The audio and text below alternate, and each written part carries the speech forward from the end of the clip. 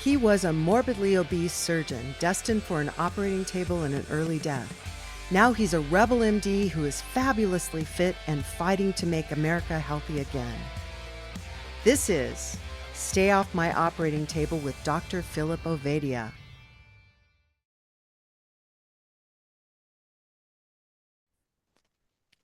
Welcome to episode, as best as I can tell, 201 of Stay Off My Operating Table with Dr. Philip Ovadia. Our guest today is pretty well known in this space of metabolic health, Paul Saladino.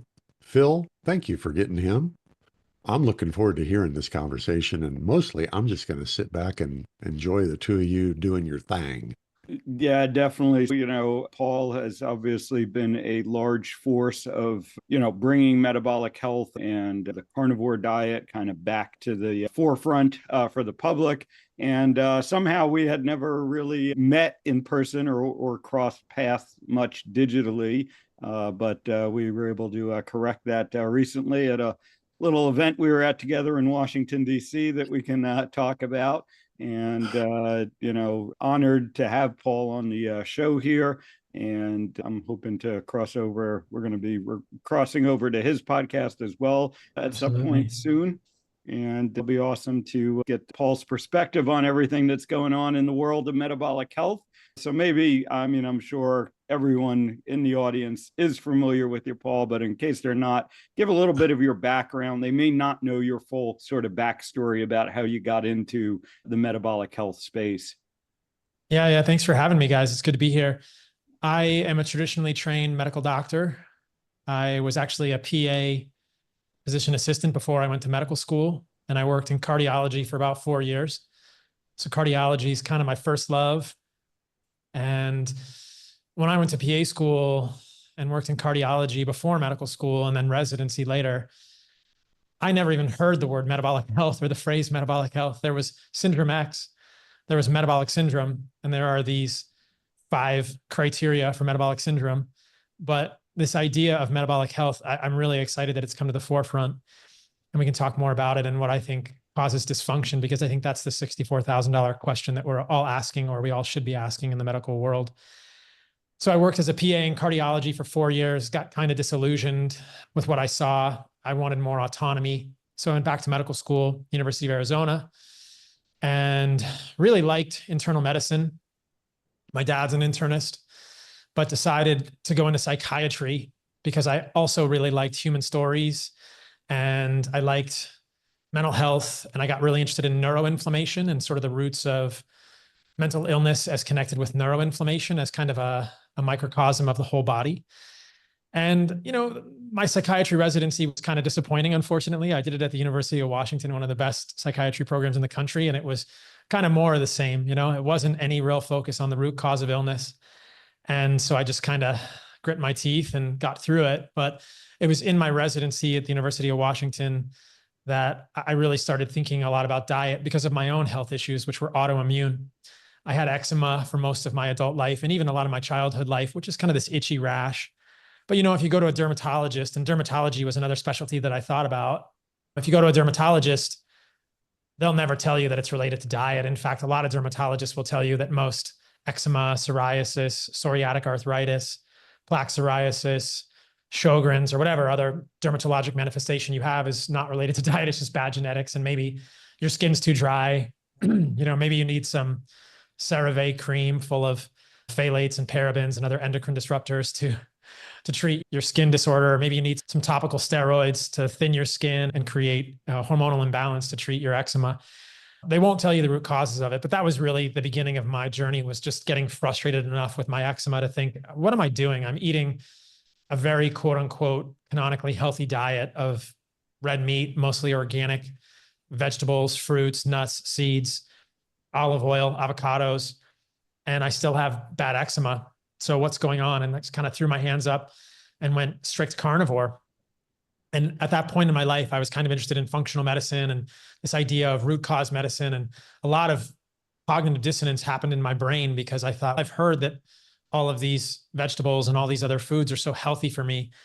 I don't know if it's good to cut them out, but I sort of just went for it anyway. And lo and behold, I definitely went pretty extreme. I ate nothing but meat and fat and salt and organs like liver and heart for about a year and a half. But I would say within 2 or 3 weeks of doing that, the eczema was gone. And it doesn't really recur in any severity unless I try and reintroduce something into my diet. So I kind of piqued my curiosity into this idea of autoimmunity for humans and where that's coming from.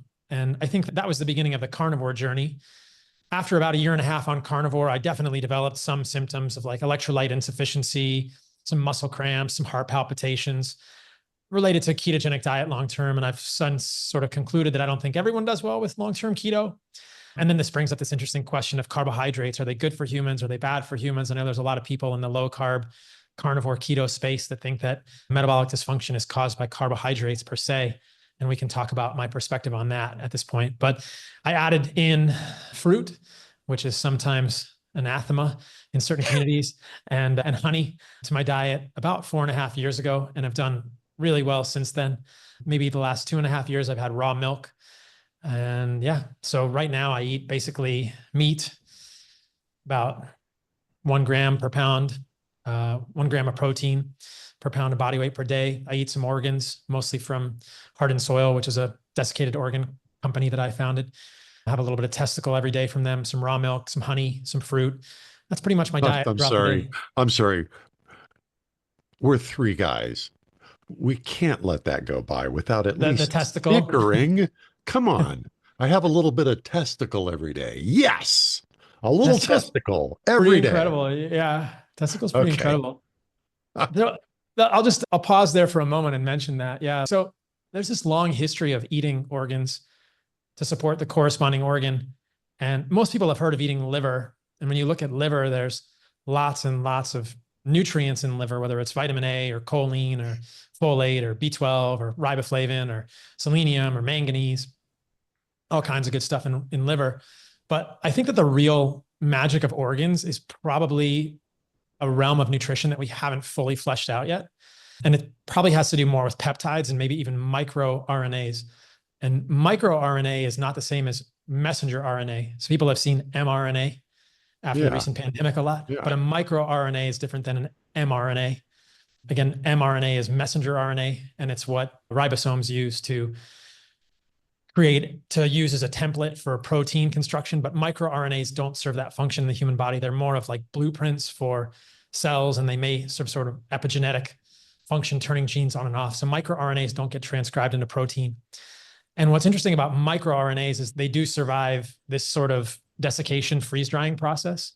So I suspect that what's going on with organs having benefits for a corresponding organ is more at the level of organ-specific peptides and microRNAs. And again, this is a realm of literature that's just in its infancy. We sort of unearthed a lot of literature from the 60s and 70s, mostly from Germany through Heart and Soil, to find evidence of people giving organ extracts to chick embryos and seeing the corresponding organ improve or increase in size. And there's even, I think from the 1890s, there was an article published in The Lancet of a doctor that injected himself with testicle extract and felt significant increases in virility. So there's a long, interesting, kind of colorful history around organs and what they do for humans. And so I don't necessarily eat testicle for the vitamins and minerals in testicle. I eat testicle because I'm a 47-year-old man. I don't take TRT. I never have. I've shown my blood work all the time, and I like having testicles that work. And my testicles work great even before eating testicle extract, but maybe it's in my mind, but it just feels like I get that little extra boost when I have a little bit of liver and testicle extract in my morning smoothie. So that's what I'll say about that. There's a large body I'm of loving this. Yeah. This is awesome. I'll send you guys some and testicle.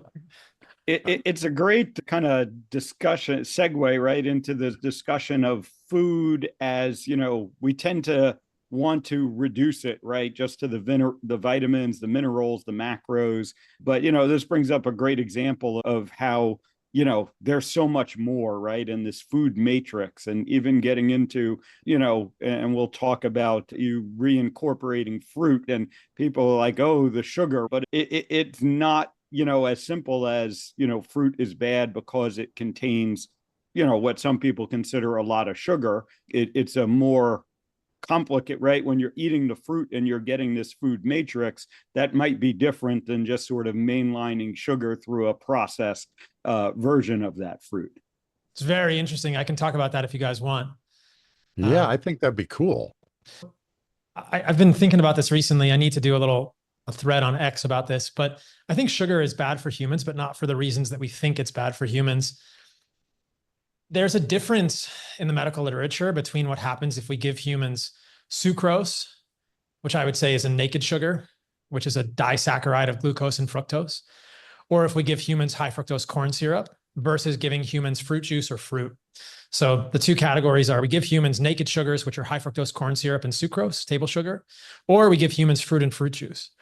And if you look at the literature in isolated administration of fruit juice or fruit, it's pretty staggeringly positive. I mean, there's evidence that all sorts of fruit juices, whether it's watermelon juice, cherry juice, blueberry juice, grape juice, pomegranate juice, orange juice, blood orange juice, they improve endothelial function. They decrease LDL oxidation. So they decrease oxidation of our... Hold on, endothelial? Endothelium is the cells that line your blood vessels. Okay. So these cells are part of a contraction and expansion of your blood vessels. And the way those cells contract and expand is a metric we use as a proxy for endothelial function or blood vessel health. And so when we give people things like watermelon juice or grape juice or blueberry juice, endothelial function measured in a variety of ways, sometimes with contraction with a blood pressure cuff, and then we look at ultrasound of the vessels afterward, improves. We also see decreased DNA damage, decreased markers of oxidative stress with fruit juice, and then decreased LDL oxidation. So we can talk about this later because I think it's really fascinating. But one of the main problems with LDL is not, I believe, the LDL itself, LDL being the canonical bad cholesterol. It's when it gets oxidized or modified in other ways. LDL can get modified in lots of different ways, but oxidation is a big one. And that's sort of a segue or a foreshadowing of a future conversation that hopefully we'll have involving linoleic acid. But for now, we'll just say that fruit juices improve all of those metrics. So even fruit does that. So that's interesting. But if we give people sugar, or if you give animals sugar, naked sugar, or high fructose corn syrup, those things go in the opposite direction. So I think this is a really interesting conversation because fruit contains sucrose. Yeah. Fruit also contains, glucose and fructose. And high fructose corn syrup contains glucose and fructose. But when you give people a food matrix, it's full of hundreds, if not thousands of other chemicals, polyphenolic substances and other chemicals, which actually affect the gut flora.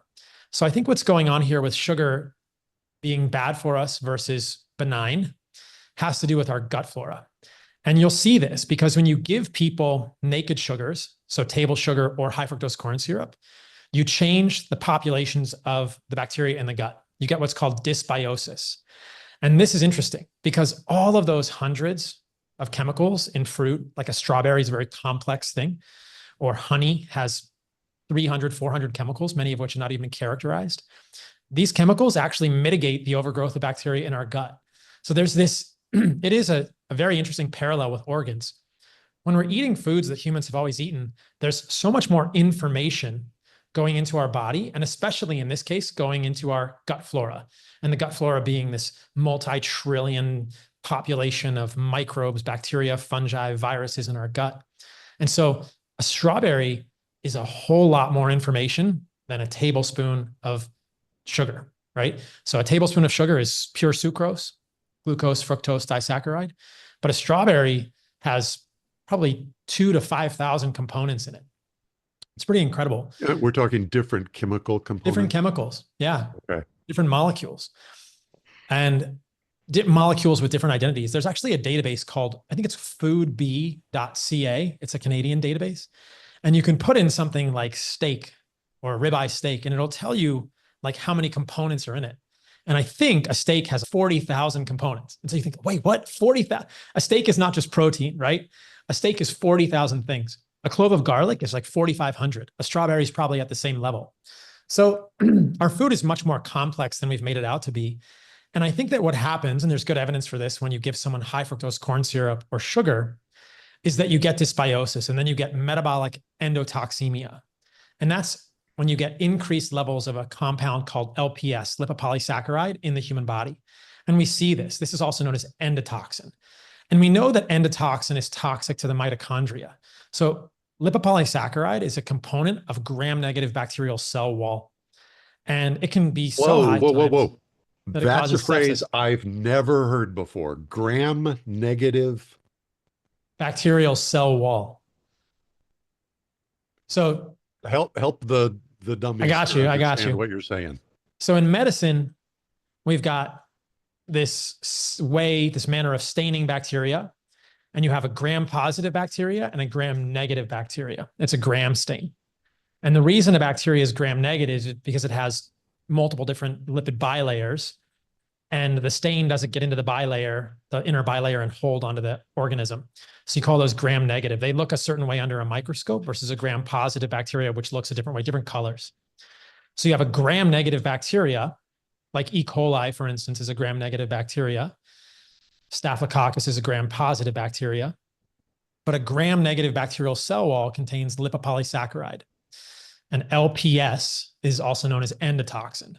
And so when you get overgrowth of the wrong type of bacteria in the body, you see levels of this, quote, inflammatory cell wall component in the human blood. And that response leads to mitochondrial dysfunction.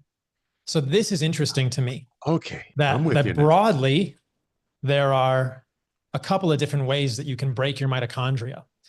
But I think that all metabolic dysfunction comes back to mitochondrial dysfunction. So when your mitochondria are broken and they don't work efficiently, or you have metabolic dysfunction. And one of the ways you can break your mitochondria is through metabolic endotoxemia. So too much endotoxin related to gut dysbiosis. So this is why your gut is so important. And this is another reason potentially that artificial sweeteners might be bad for humans, but we can dog ear that one for later in the conversation. But I think that the main problem with sugar, naked sugar, is LPS, lipopolysaccharide, endotoxemia, dysbiosis. The mainstream thinking is that when you eat sugar, your blood sugar goes up and that's bad for you. But I don't see that in the medical literature because, like I said, there's lots of evidence that people can raise their blood sugar with honey or fruit juice and they remain healthy and they don't become metabolically broken.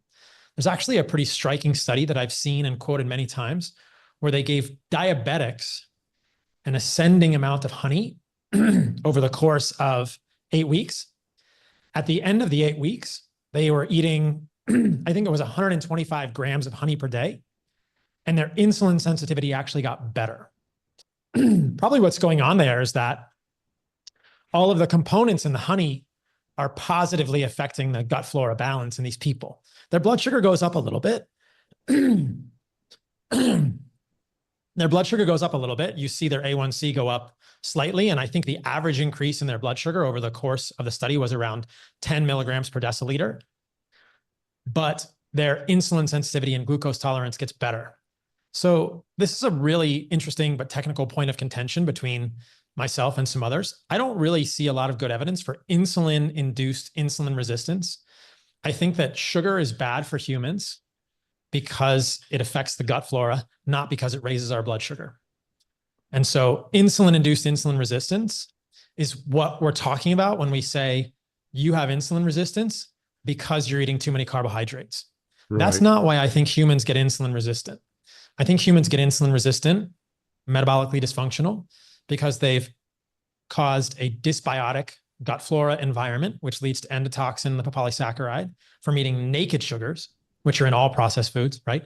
And then I think that, and we can talk about this later if you guys want, I think we should, excess seed oils mechanistically lead to problems with mitochondrial function at the level of the membranes. So that's foreshadowing for that piece too. Those are the two main ways that I think we get metabolic dysfunction. And I'm rambling now, but I'll pause here, but I'll say that stuff is super, super interesting to me. Yeah. Because when we understand the mechanisms, we have, a surgeon's scalpel knife. We can just say, that is my precise explanation of what's going on. And we can tell people, this is the mechanism. So if you do these behaviors, you will become healthier. Yeah. Very clearly. Yeah. Before we jump over to the seed oils, I definitely want to talk about that. How do you think about this in the context of someone that is already metabolically broken, right? Because one of the things that people say is, it's great that Paul, who's, lean and active and muscular and, not metabolically broken, right? You can tolerate eating this fruit and this honey and stuff. But, the average person out there, and we know that the vast majority of at least American adults are not metabolically healthy. And we have the people who are obviously not metabolically healthy, those with type 2 diabetes and heart disease and all of these other chronic conditions, does that mean that they can tolerate eating these things like, honey and fruit? Great question. So I think it's going to be individual. And certainly if a diabetic eats fruit or honey, they're going to see their blood sugar go up. And that might not be a good thing. So what I would say here is that when you are metabolically broken, you don't tolerate carbohydrates very well, but the carbohydrates didn't get you there. So it's very reasonable to limit carbohydrates, but understand that the carbohydrates didn't cause the problem. And I think that there's a sort of gray area nuance zone there.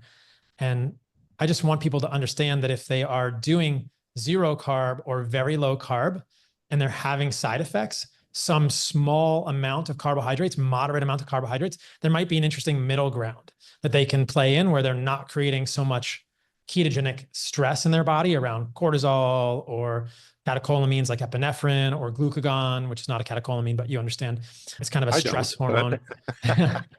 It's a stress. It's kind of the antagonistic hormone to insulin. But yeah, I think that there's probably a happy middle ground there. So I think that when somebody is metabolically broken, what I want them to understand is that the carbohydrates didn't put them there. And so eventually the hope is that they can reincorporate these things into their diet at levels that are commensurate with their activity level. And in the short term, yeah, your point is well taken. They probably are well served to limit them to some degree because you don't tolerate them well. But then we get into this interesting question of like, how quickly can you fix your mitochondria, which I think is really fascinating. If the mitochondria are broken, how do we fix them and how quickly can we fix them? And I think that it can be faster than a lot of people think when we get into what's probably causing the problem in the first place. Yeah, and I agree completely. And I've sort of evolved to that same way of thinking as you just laid out. And maybe, yeah, let's talk about, so we talked about, one possibility. And by the way, I love anytime anyone mentions LPS, it really resonates with me. I started my first lab in medical school that I worked in. We did a ton of research around LPS and shock. It was a surgical trauma lab, and we were investigating shock. And so seeing this all come back to LPS just kind of warms my heart because life goes full circle. But so you mentioned that pathway, and then you started talking about the seed oils. Certainly something we've touched on here. We've had people like Chris Kenobi on to discuss that, but love to hear your perspective on why the seed oils are so damaging. What's that mechanism that, again, can break the mitochondria? And then we can talk about maybe how to recover from it and what that looks like. Yeah, this is really interesting. So I think that the most compelling hypothesis that I see here is incorporation of excess linoleic acid into the mitochondrial and cellular membranes. And so linoleic acid is an 18 carbon omega-6 polyunsaturated fatty acid. And it's not intrinsically I actually know bad. all those words. This is cool. I'm with you so far. Good. It's not intrinsically bad for humans. It's just that in 2025, really for the last 70 to 150 years, our consumption of that fatty acid has gone through the roof. In our history as humans, linoleic acid was not very available. You look at animal fat like tallow or beef fat, you rewind the clock 50,000 years and we are all in a tribe and we're hunting woolly mammoth or we're hunting deer or we're fishing or we're chasing rabbits or eating monkeys or, whatever we're eating. And we're eating, roots and berries when they're in season, or maybe we're getting a beehive if we find some bees, depending what latitude we are in the world. Hunter-gatherer diets, traditional indigenous diets have very low levels of linoleic acid, very low. We really only find linoleic acid in plant seeds, and nuts are probably the only source of linoleic acid that naturally occurs. There's very small amounts in animal fats. And so that's very interesting because you can imagine that historically we would have had a few nuts and seeds, but I would argue those were mostly fallback foods. Those were like starvation foods for humans. They're very difficult to obtain. They're not really that very interesting for humans. They don't taste that good. There's a lot of work and they're pretty rare. And we wouldn't have had much interest or much exposure to linoleic acid. I mean, there's been analyses, and Chris Kenobi's done this work. You know, he looked at, I think, the Chimene or the Simene in Bolivia and many other tribes. And you can say that they basically have 1 to 2, maybe 2.5% of their calories from linoleic acid. It's pretty small. But today we have 10 to 15% of our calories from linoleic acid. And Stéphane Guyonnet wrote a paper probably 10 years ago looking at the amount of linoleic acid in the adipose tissue of humans. And you can just see that amount increase almost in a geometric linear fashion over the last 50 to 70 years. It's pretty staggering. And so what happened in 1911 was the introduction of seed oils into the human diet. And that's been the major source of our exposure to linoleic acid. And it's just climbed and climbed to the point that in 2025, we probably, on average, as Americans, eat 5+ tablespoons of seed oils per day. And seed oils are things like corn, canola, sunflower, safflower, soybean, sunflower, grapeseed is a seed oil, peanut oils, soybean is probably the biggest one in our diets. And they're in everything. They're in everything, Five Guys fries their French fries in peanut oil. McDonald's uses a combination of soybean, canola, and partially hydrogenated soybean oils. Every restaurant you go to almost is going to be cooking in canola oil or soybean oil or some kind of seed oil. Every fast food restaurant is cooking in this. Many processed foods contain seed oils because they're cheaper and they have some sort of a food preservative effect. So if you start looking at your labels, you will see seed oils everywhere. And there's a couple of problems with seed oils. The first one being that they are this gateway to evolutionarily inappropriate amounts of linoleic acid, probably 5 to 10x what we would have gotten historically. And we know that biochemically, humans accumulate that linoleic acid. So humans don't get rid of polyunsaturated fats in our diets easily. We have saturated fats, monounsaturated fats, and polyunsaturated fats. And in terms of polyunsaturated fats, we have omega-3 and omega-6. Mostly we're talking about omega-6 right now. And if you eat omega-3 or omega-6, you basically store them. But if you look at our diet today, the vast majority of what we're eating is omega-6. We do eat some omega-3 if we're getting grass-fed beef or eating fish, but it's really small compared to omega-6. So the major exposure to polyunsaturated fatty acids, the acronym is PUFA, P-U-F-A, is linoleic acid, predominantly from seed oils. We've also done something problematic to our food system in the last maybe 50 years of agriculture, and we started feeding chickens and pigs corn and soy. And that has sent the amount of linoleic acid in their fatty tissue through the roof. So this is really interesting. You can look at eggs, chicken fat, or pork fat and find levels of linoleic acid that mirror canola oil. So 20 to 25% in some cases. There was something that came out recently with Vital Farms eggs. I think they had 20% linoleic acid in the egg yolk. And if you look at chicken egg yolks historically, like a wild chicken or a wild pig, it's 4 to 6% linoleic acid. So again, you've just quadrupled 4 to 5x the amount of linoleic acid, because like humans, when you feed a chicken or a pig linoleic acid rich foods, it stores the fatty acid. So the problem with seed oils that makes them worse than probably chicken and pork is that they're refined, bleached, and deodorized oils. So in addition to being high in linoleic acid, they're also coming to you on the shelves of the grocery store, highly oxidized in a plastic container that's transparent that allows light to oxidize the oil. The plastic containers the seed oils are in are known to leach antimony from the plastic, which is a heavy metal, into the seed oil. And then you have contaminants from the seed oil manufacturing process, which are things like hexane and benzene traces and other issues, sodium hydroxide washes. And so you just have this like very fragile oil that's been beat up, right? It's like taking a Bentley down a very bumpy dirt road, and because these oils are fragile. You're taking a very fragile oil and you're sending it down a very dirt road in the rain, and you're just beating the heck out of it. And then you're eating that as a human. So you're incorporating linoleic acid, probably a significant amount of pre-oxidized linoleic acid. And the problem at the level of the mitochondria probably occurs in 2 places, specifically at the electron transport chain, which is really interesting. So the electron transport chain is this series of protein containing complexes in the inner mitochondrial membrane. and electrons get passed down that chain. And as the electrons are getting passed down the chain, it creates this electromagnetic gradient or electrochemical gradient, causing, protons to move into the intermembrane space. And then at the end of the electron transport chain is an ATP motor, and the protons move down their concentration gradient, and that makes ATP. So ATP is like the Bitcoin or the dollar of our bodies. It's our currency. We spend it.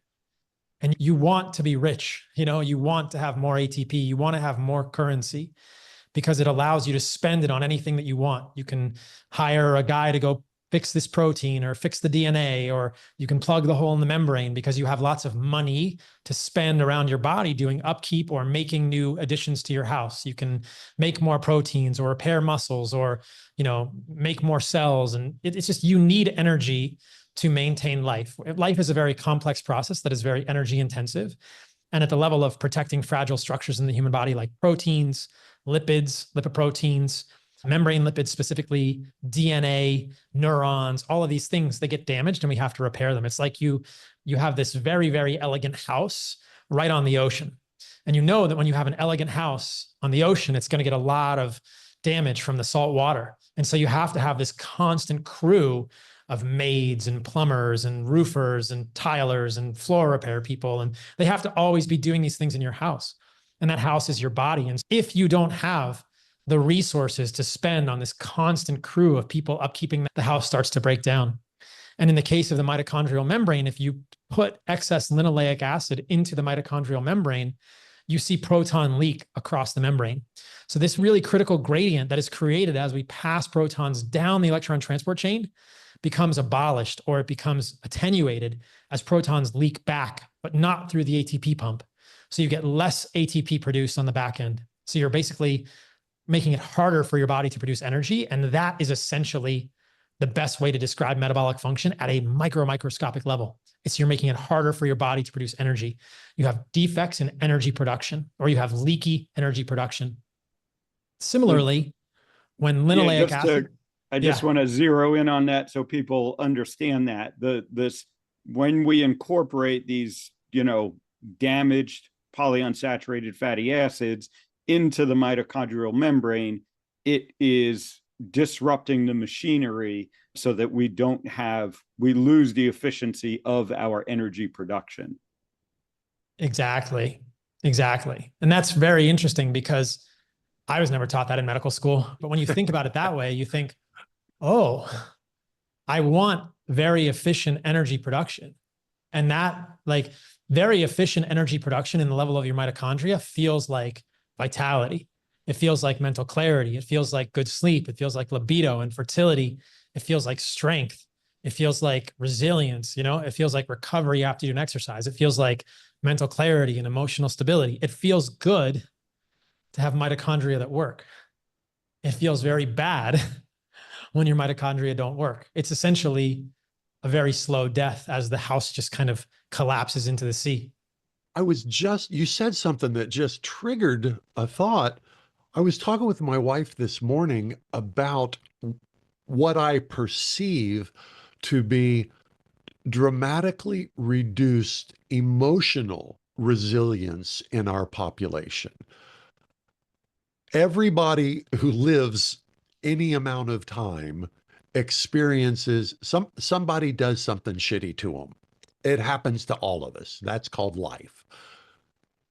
And it seems like, just anecdotally, over the last couple of, decade or a decade and a half, the whole population has gotten a whole lot more prone to be utterly incapable of dealing with the normal shit that just happens to people in life. I have been assuming all along that what I've been observing has been a moral failure or spiritual failure or a loss of respect for the cult. I don't know, a million different things. But what if it's as fundamental as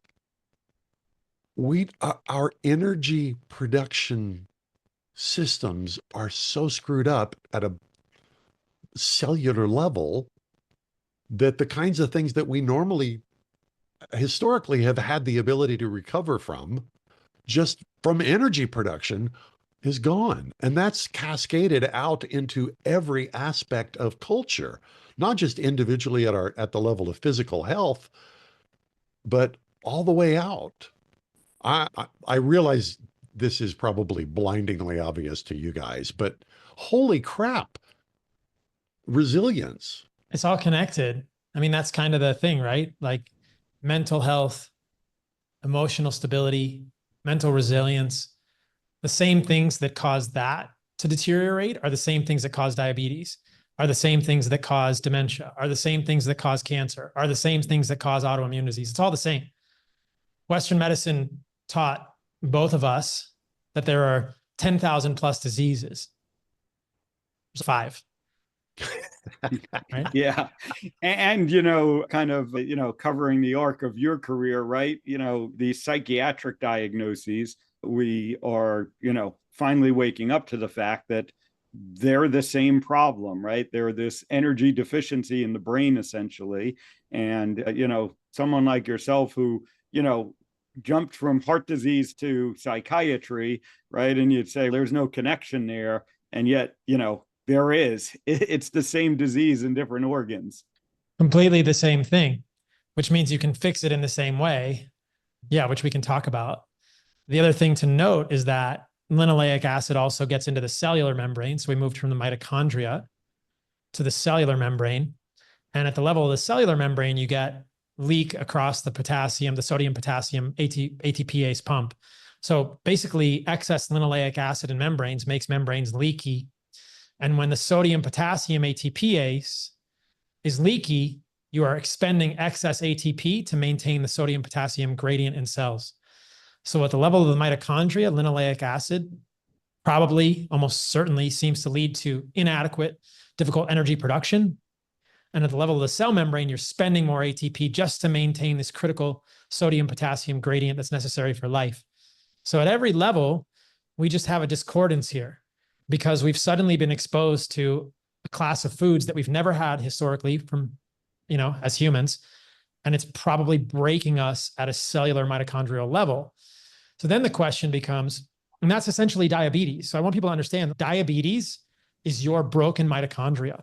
And the way to fix that, in my belief, is to stop eating naked sugars, which are messing with your dysbiotic gut, messing with your microbiome, and then really reduce the amount of linoleic acid in your diet. And so it's important to understand that even someone on a ketogenic diet, and this is why it's critical, I think, that we understand the mechanisms.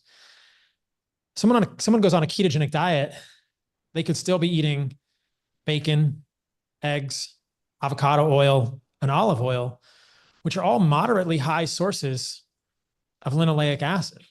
And so if we really want to potentially reverse the membrane composition of your cells and your mitochondria, we have to get a little more specific about what oils you're using, what fats you're using, and what foods you're eating. And so it matters where your foods come from. And this is where people don't want to hear it, because bacon and eggs are sacrosanct on a ketogenic diet.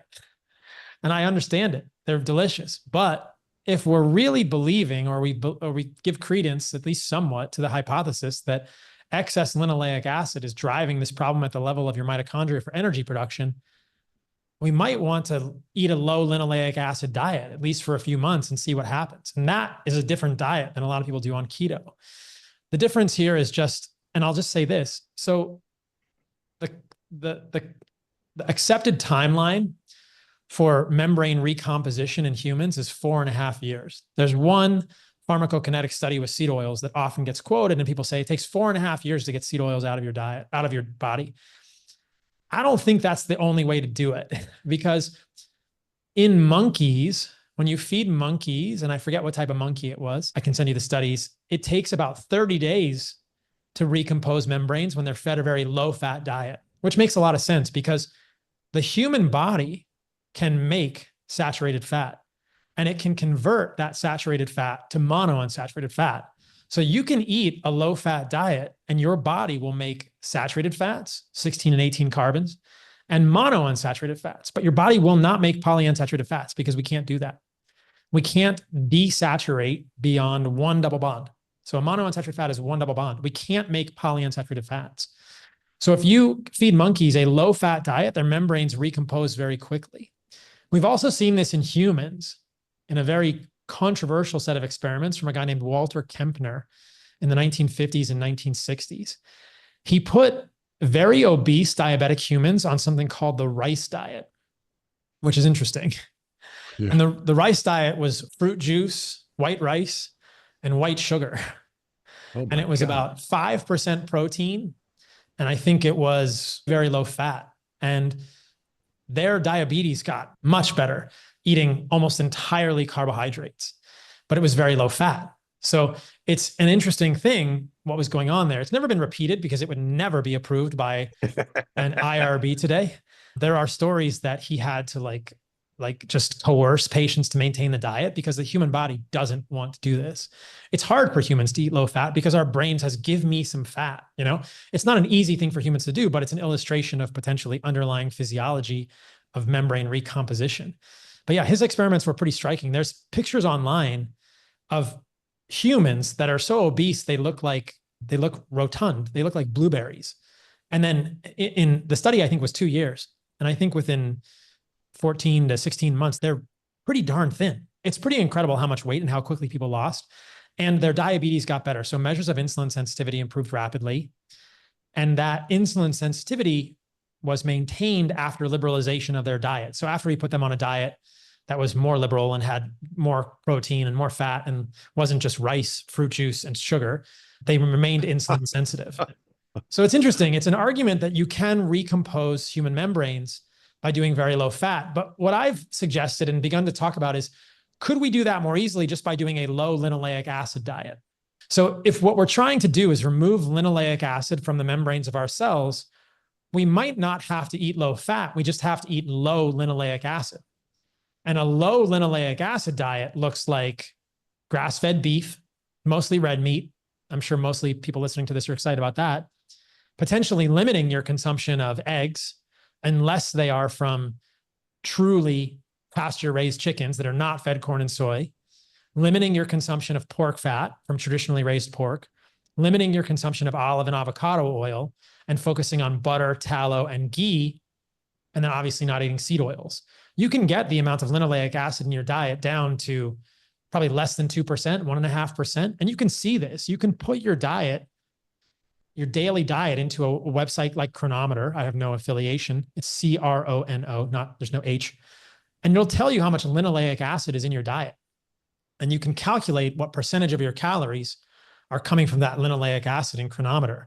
So I would encourage people to do this and to try and push that linoleic acid number as low as possible and help me with this experiment, because my suspicion, my hypothesis is that if you have diabetes or obesity and you want to reverse that quickly and you eat red meat primarily and carbohydrates to tolerance, you don't have to eat a ton of carbohydrates, eat some squash, eat some avocado, but you don't eat a lot of egg yolks unless they're very specific. You don't eat a lot of bacon, and you're very careful about the amount of linoleic acid in your diet, I would suspect your diabetes is going to get better faster because you're going to recompose those mitochondrial membranes and you're going to be able to do electron transport more easily and more efficiently.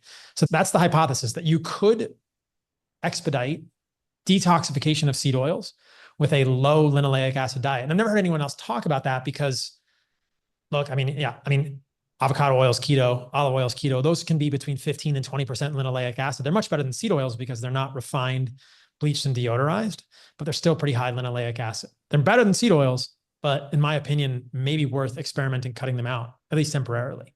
So it's just the idea that it's all about membranes and how do you recompose those.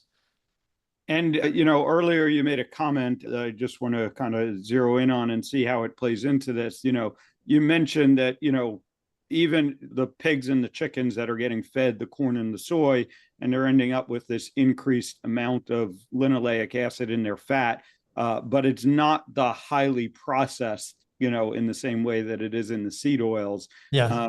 How much of a difference do you think that makes? It makes a difference for sure. It's not as bad as seed oils, but it's still... there's a crazy study that looked at LDL oxidation and the propensity of LDL to oxidize. And the intervention in the study was what they fed the chickens for the eggs that they fed to patients.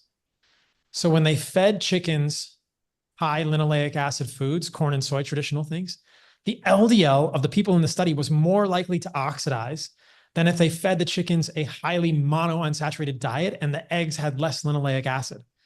So that was crazy to me, that even from something like eggs, you could make your LDL more likely to oxidize because the yolk really concentrates the linoleic acid. Now, eggs are a healthy food. I think they're great for humans. They're much better than a honey bun, right? They're much better than French fries at McDonald's. But even an egg from a chicken fed the wrong type of foods versus an egg from a chicken fed lower linoleic acid feed changed LDL oxidation like propensity. That's wild. Yeah, and this gets into, talking about what role LDL may or may not play in all of this. But one of the interesting things is that, vegetable and seed oils were promoted because they lower LDL and therefore they were felt to be beneficial for health. I think what might be going on is they might be lowering your overall level of LDL, but they're causing you to have more damaged LDL, oxidized, small, dense, however you want to measure it. And therefore, they're causing harm, even though the amount of LDL, which may be a somewhat harmful substance or some components of it might be harmful, and you're causing less LDL that's more harmful, and therefore you're getting a net harm as opposed to a net benefit.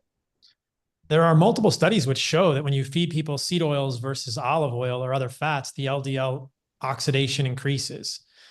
So seed oils do increase LDL oxidation. They also increase Lp(a), which is another sort of marker of oxidative stress at the level of lipoproteins. Lp(a) is this LDL molecule with a little Kringle apolipoprotein little a tail on it. So it's like a certain type of LDL that may move around the body, mopping up oxidized phospholipids. Lp(a) might be an oxidized phospholipid vacuum type of molecule. And then seed oils, specifically soybean oil, also increases Lp(PLA2).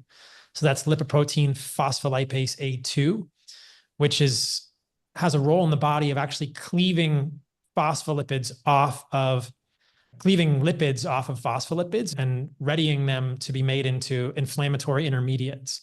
So when Lp(PLA2) acts on a lipid, it cleaves off a fatty acid, which goes down this chain of biotransformation, and linoleic acid becomes arachidonic acid or other inflammatory mediators downstream. So Lp(PLA2) increase means you're going to get increased downstream metabolites of linoleic acid. So all of that has been shown with seed oils.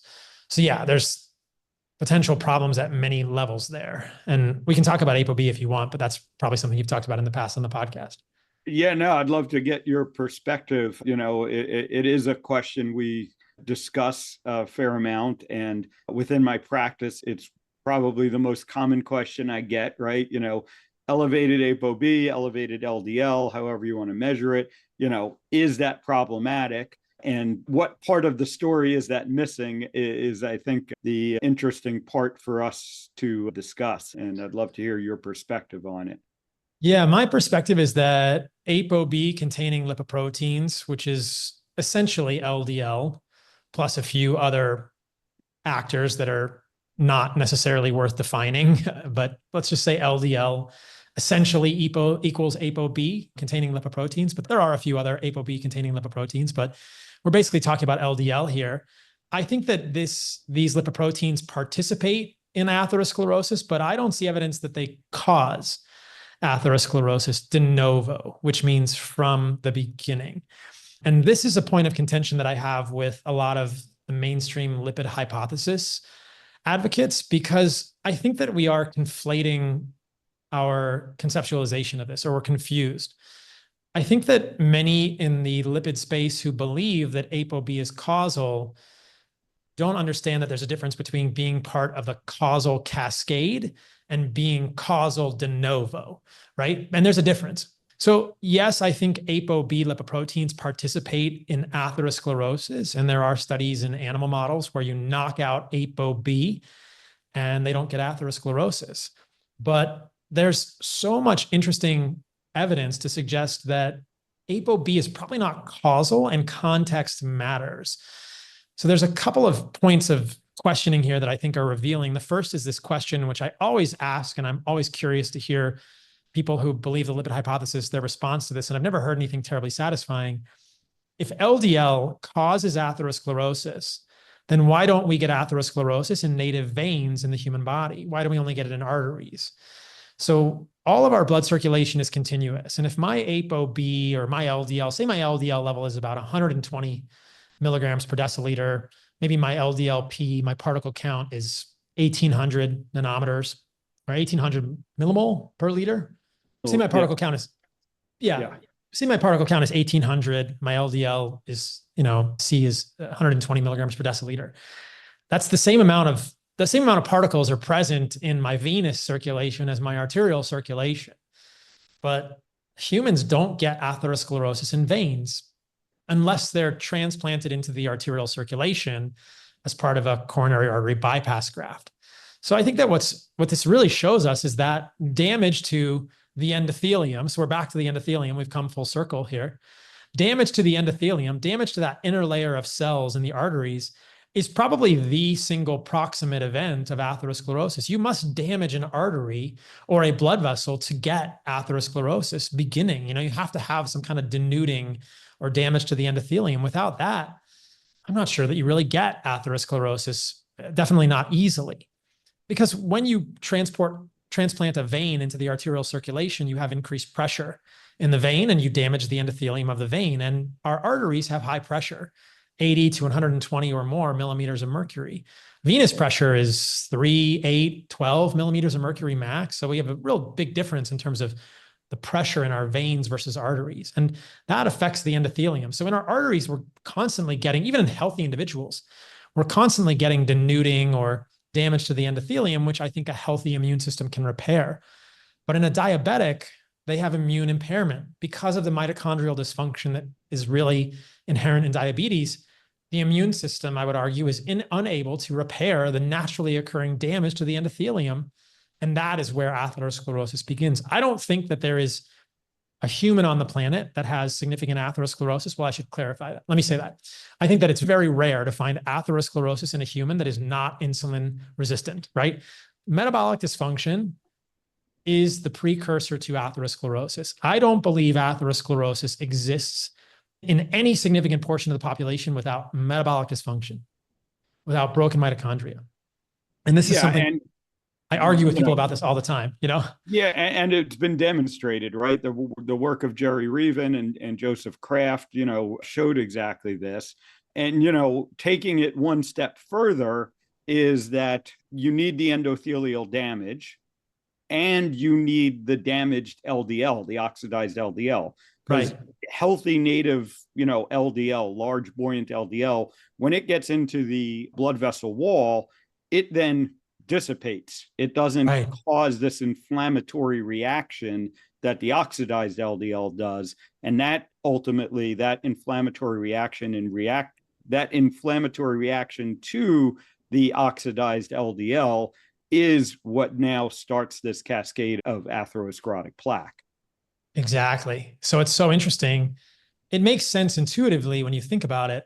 Why would nature, evolution, the universe have designed us to have, the numbers are in the trillions, I imagine, when you actually, it's 10 to the 15th actual LDL particles in the human body or more. That is a big number in the exponent of LDL particles. Why would we have so many particles of something floating around in our body that's also slowly killing us all the time? Doesn't make sense. And we know that LDL serves a role in the immune system, as do most, if not all, lipoproteins, HDL, all of these lipoproteins that we've been told are just good cholesterol, bad cholesterol, are also part of our immune system. LDL is valuable for humans. And we see that when LDL is too low, humans have a propensity to have infections. And people with lower LDL, and this data is a little bit complex, people with lower LDL definitely tend to die more of sepsis and infectious causes. So there's something going on here, and we know, and we've seen this can happen in mice also. There's animal experiments where they infuse LDL into the animal, and if they have extra LDL, the animal is more resistant to bacterial infections and these pathogenic invaders. So there's a valuable function for LDL. It also moves precursors and building blocks around the human body. We've been told LDL is just bad for us, but it's such a critical thing for human life. And yeah, I would argue that you need the endothelial damage, which can happen from a variety of ways. I mean, you can damage your endothelium drinking, smoking, heavy metals, infections can damage the endothelium. And, probably oxidized LDL, if it's actually formed in the circulation, might be able to damage the endothelium. But you have to get damage to the endothelium. And then the question is, how well can your body repair it? There's a really interesting set of studies done by Dave Feldman. I'm sure you're aware of Dave and Matt Budoff at the Lundquist Institute at UCLA now. And the idea was you might have talked about this on the podcast, so I apologize, but I'll try and summarize it for people. They looked at lean mass hyperresponders, which is Dave's term for people on a ketogenic diet who have high levels of LDL. I think the average LDL in his study was 273, give or take, milligrams per deciliter. And the people in his study, which I think were between 70 and 100, depending which study you're looking at, had an average of 4.7 years on a ketogenic diet. So presumably their LDL was an average of 273 milligrams per deciliter, more than twice what any doctor would call healthy, for 4.7 years, which almost everyone would accept is plenty long to see significant atherosclerosis. But when he looked at the plaque burden in those people, there was no correlation between LDL-P, so the particle count, and the plaque burden. And the plaque burden in his cohort was actually not statistically greater than a cohort of people that he matched to a Miami heart study who had an average LDL of 123 milligrams per deciliter. So they were age matched, and I think it was 70 participants in both, they aged matched. So it's really interesting because if you're going to argue that ApoB/LDL causes atherosclerosis, why is it that a population of humans who are presumably pretty metabolically healthy on a ketogenic diet don't have accelerated atherosclerosis with 2+ times the amount of LDL that people in the Miami heart study do? Dave's group actually had a trend toward less plaque burden than the Miami heart study. It wasn't statistically significant, but it was a trend toward less. And now they're doing a longitudinal study. They have the data. They're going to publish it, I think, soon. But it's so interesting because the most interesting part for me was the LDL-P and the plaque burden. So Dave can look at his people and say, there's no correlation between LDL and plaque burden here, looking at CT coronary angiography. But if LDL really causes atherosclerosis, and I mean causes, not part of the causal cascade, you should see some sort of correlation there. If somebody has an LDL of 500 for 4.7 years, they're going to have more atherosclerosis, right? Nope. It's all context dependent. And we see this time and time again. Dave's study is not the only study that shows this, that the underlying metabolic health of someone determines a lot about their cardiovascular risk associated with that LDL. So I would argue, and we'll talk about this more on my podcast when you come on, that we're missing the mark, right? We're hyper-focused on ApoB LDL, and there's not nearly enough conversation about metabolic health and how to get people metabolically healthy. And maybe I'll put on my conspiratorial hat. Maybe this has to do with the multi-billion-dollar pharmaceutical industry that wants people to eat statins. I don't know. Maybe we don't have a drug for metabolic health. Maybe you fix metabolic health with food. So I don't know. We'll take the conspiracy hat off now. Who knows? Yeah. But there is never, ever a situation where following the money doesn't provide a tremendous amount of insight into what's really going on. Now, right? I realize that's not nearly as scientific as what you just talked about, but there's never been a case in recorded human history where following the money did not reveal some things that maybe had not been public information before. Yeah, and as we we're coming up against time here, I'd love to kind of get your perspective on that and what's happening at the societal level. Again, you and I met at the Make America Healthy Again inaugural event. Now RFK has been confirmed and is leading the health push, we'll say, within the new administration. We've had restaurant chains like Steak and Shake, announce that they're switching from using vegetable and seed oils to using beef tallow to cook their French fries in. What do you see is happening? What's your hope? And what do you think, is realistic? And then finally, what's your advice to the people out there as to what they should be doing to turn this ship around? We talked about all the reasons the things break. Let's give them some solutions to the problems. Yeah, the solution is not as complicated as it may sound. We'll get there in a moment, but I'm very optimistic. We've got 4 years of this. Let's see where it goes. I hope that you and I are both involved somehow in this administration and can contribute in some way, whether it's at the USDA guidelines or reform at some level of the FDA and in concert with Marty or, the people there, who knows, we'll see. But, I was just talking to a friend who sent Bobby Kennedy some stuff about seed oils and baby formulas. And so there's lots of opportunity now to have direct conversations for people like you and I, which never happened before this, with the Secretary of Health and Human Services, a cabinet level position in this administration, about what we want to do and how to actually do this. Do I think seed oils are going to become illegal? No, it could never happen. Do I think we might be able to change the FDA's requirements around baby formulas, which would allow them to at least allow some company to make an infant formula that doesn't have seed oils? Yeah, I hope so. I think it's going to be a groundswell of humans desiring things like tallow French fries versus seed oil French fries.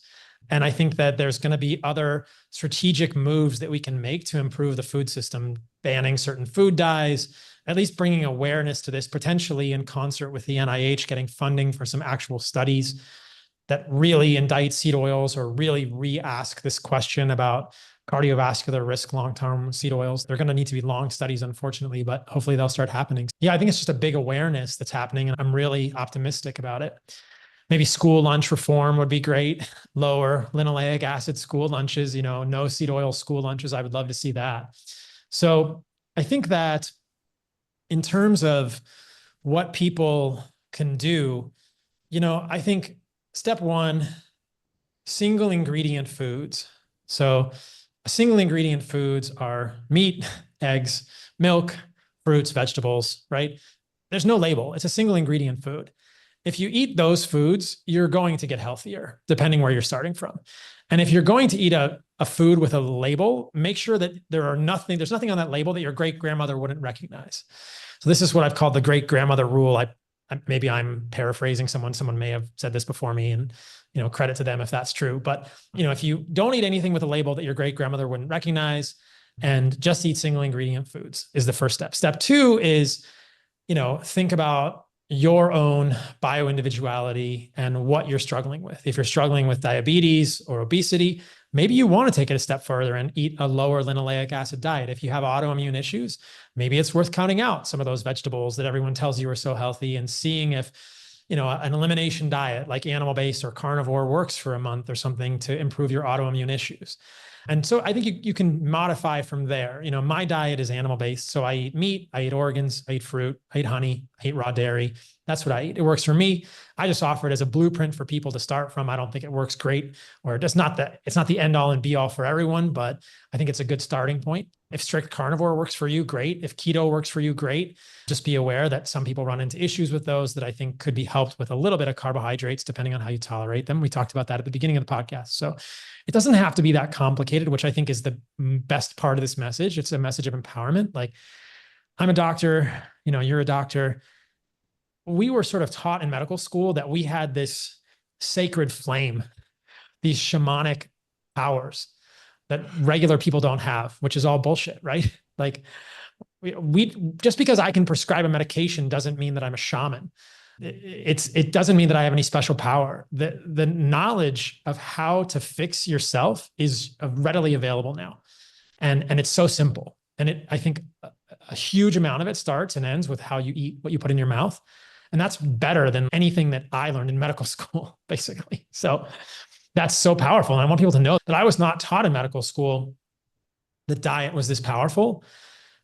And that's probably the most important thing that I can do with my career is just tell people like what you eat and the quality of the foods you eat is everything. It's everything. Yeah, I mean, so true. And again, I believe our role as physicians is to, give that information to empower the patient to heal themselves. That is and should be our primary role as physicians. And it's just unfortunate that the system has directed physicians in other directions, essentially. And, we won't get into all of that during this conversation, but maybe during future conversations. Yeah, let's do it. Yeah. Because I do think you and I have a little bit of a unique perspective of, physicians that are in the system and were in the system and now are seeing our way out of it or seeing what needs to change within it. Amazing having you on. There really shouldn't be any trouble for people to find you, but maybe just point them to a few places where they can find out more about all the great work you're doing in this area. I'm Paul Saladino, MD, on all the platforms. So MD, medical doctor. There's great irony in the fact that my last name contains salad, but it'll help you find me. So Paul Saladino, MD, on all the platforms. You can find me everywhere. YouTube, Instagram, X, all the things. All the things, yeah. And those testicle capsules are at heartandsoil.co. Yeah. And we make some pretty amazing grass-fed jerky with ingredients that your great grandmother would recognize at lineageprovisions.com. So I also have taken to be an entrepreneur, and I feel like it's valuable to give people easier options. So that's out there if people want as well.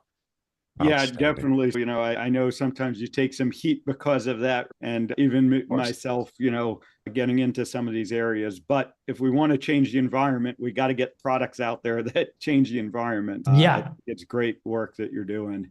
I would love to, I don't know if it'll ever happen, but man, I would love to make a baby formula without seed oils and, whatever people want. If I have the ability to make that, let's do it. So here's grass-fed beef jerky with, salt and apple cider vinegar. And here's a protein powder. Is that me? Sorry, guys. No, you're good. Yeah, we're getting a little bit of latency, but we're okay. Yeah. So I'm happy I feel proud to make, things that people might find valuable. Awesome. Great having you on. Jack, take us home. This has been Stay Off My Operating Table with Dr. Philip Ovadia. Our guest has been Paul Saladino as we start our second 200 set of episodes. Let's have him back on episode 402. What do you say? There Commitment? If not sooner. All right. Thank you, guys. We'll talk to y'all next time. Chances are you wouldn't be listening to this podcast if you didn't need to change your life and get healthier. So take action right now. Book a call with Dr. Ovadia's team. One small step in the right direction is all it takes to get started. Contact us at ifixhearts.com/talk. That's ifixhearts.com/talk.